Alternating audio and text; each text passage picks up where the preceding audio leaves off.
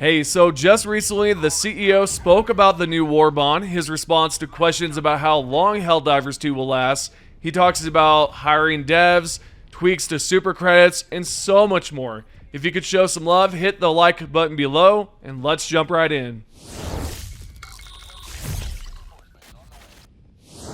Alrighty, Helldivers, let's jump into Arrowhead CEO's responses to questions on the official Helldivers Discord. First up, super credits. We know farming credits are just crucial for many of you divers, but honestly, changes might be coming soon. So are there plans to tweak super credits? The CEO confirmed they'll definitely adjust how super credits are earned. Here's what he said. We'll undoubtedly tweak how SC is earned and figure out ways to make it better, but carefully, and talk about it with you. Our intent was not that people should grind diff 1-3 for SC. I can't wait to see how they'll tweak it to make it even better than it is now. I'd love to see challenges or major orders that reward super credits, with higher difficulties offering more opportunities to earn them.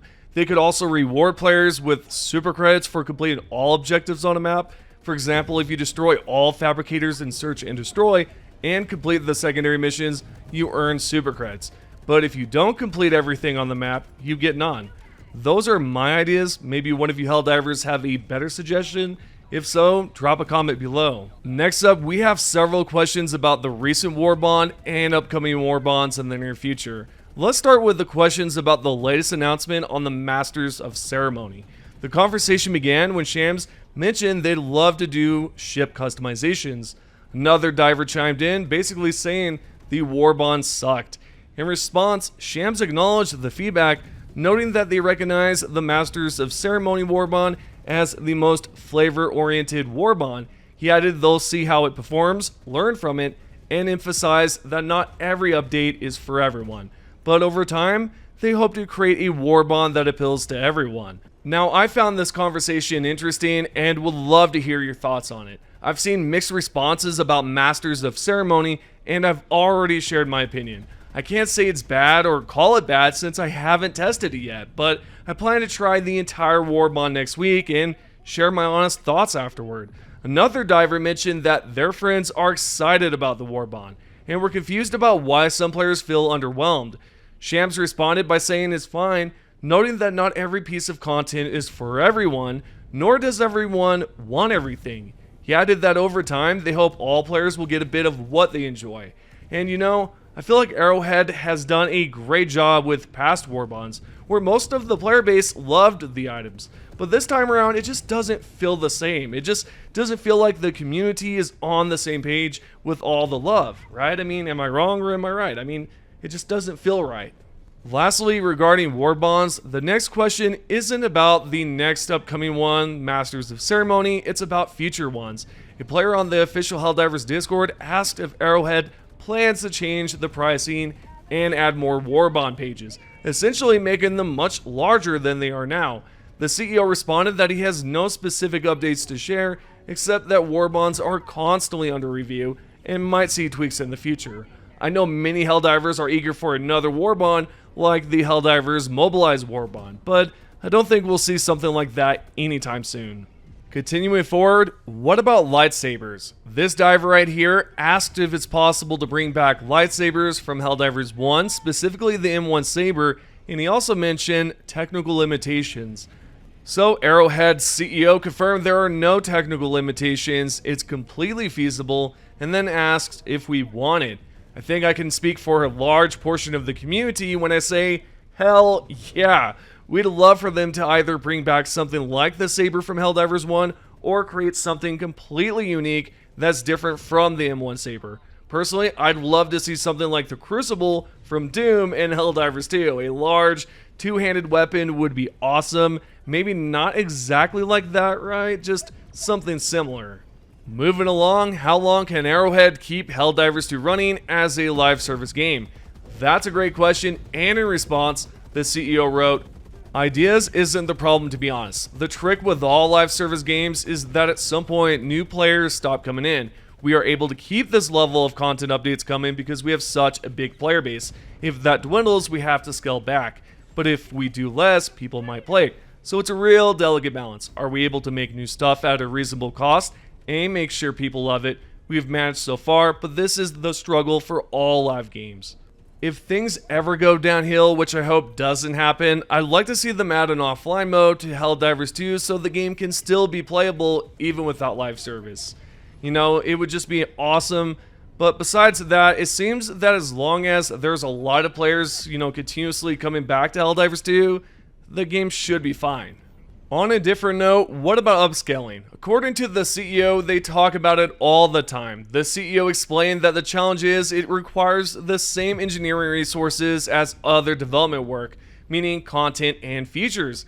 He pointed out that basically when players aren't happy about Warbonds lacking enough functionality, those are the same resources being diverted to other areas, but they'll get around to upscaling sooner or later. Then another Helldiver replied to the CEO's statement asking if money is the issue and suggesting they hire a developer for a one-time job.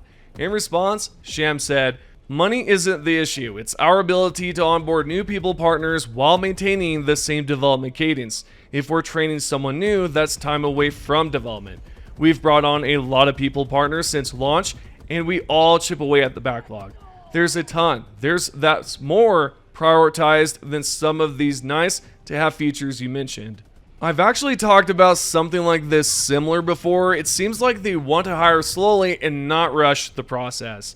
Many studios rush hiring only to cut jobs later while the executives at the top rake in all the money, which Arrowhead wants to avoid. I completely understand that. At the end of the day, there are people there with families to support, and it's great that they're not rushing the hiring process. In my opinion, they're doing it the right way, and I think Shams would agree that they don't want to hurt their own employees who have been there since day one, or even the new ones they've hired recently. Speaking of performance, the Helldivers 2 developers plan to focus more on quality of life changes and performance improvements in the near future, as you can see from this post here. Also, on a related note, since I just brought up a question about developers, someone asked if AH had fired any developers or if anyone had quit recently.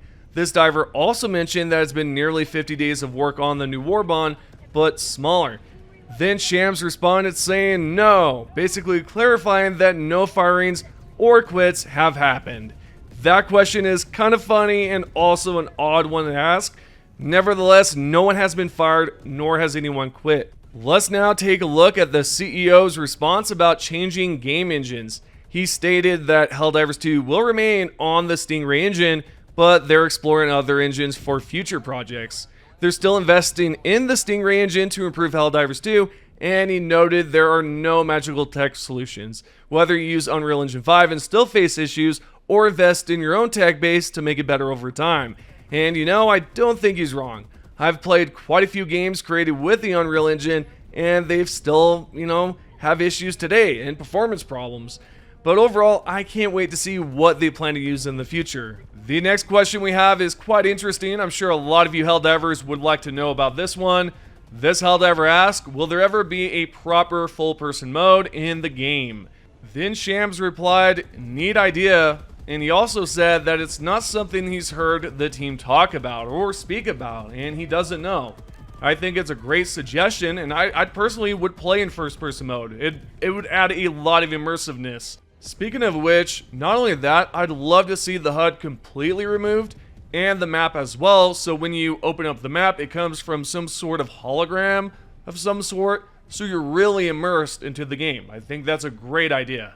Continuing forward, he was then asked about what are some of the highly requested things Arrowhead hears about constantly.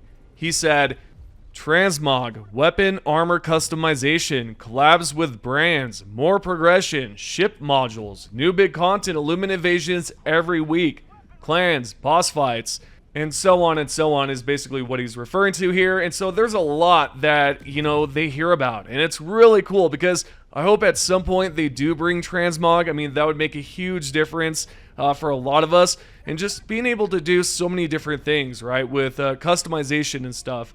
Another big one here would be ship modules. That's the biggest one so far because we need something to spend our samples on. Now, another question that was asked, I should have included this with the Warbond question, but a player wanted to know, how do they deal with criticism? And Sham said that many of them have thick skins And not only that, they read mostly low sodium Helldivers subreddit page, and then when it comes down to weekly reports, they get all that feedback in a constructive way. And last but not least, he said that a lot of us are very constructive. It balances out the very, very hot takes.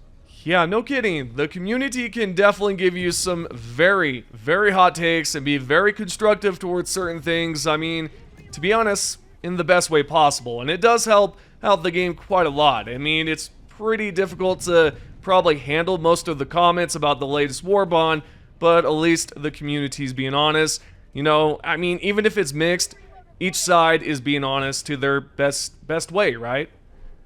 With all that being said, let's now talk about the recent live event for Station 81. We've solved 3 data blocks so far, and the 4th one is the very last one. You might be wondering, how did we figure out the secondary directive? To explain briefly, SATCOM 3 had a unique description, which you can see here, that translated to Rothgar. From there, players used the good old trusty Google to discover this relates to Beowulf. It's actually part of a poem, and Hurrah was the code we needed all along. By entering this in, we passed the secondary directive and are now on our way to figuring out the final piece to complete this. It won't be long before we uncover what the devs are hiding, and I can't wait to find out.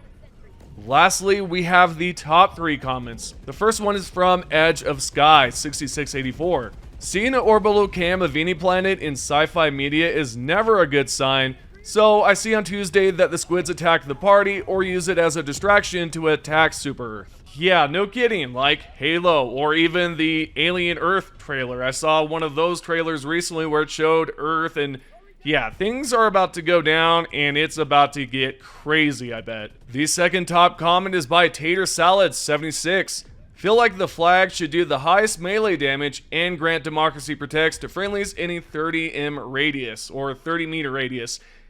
That would be a good idea, or some sort of damage buff. I don't know, something, right? I mean, but if you're gonna get the highest melee damage, that seems good enough with the democracy protects. I think that's a great idea. The last and final comment is by I Eat IKEA Furniture.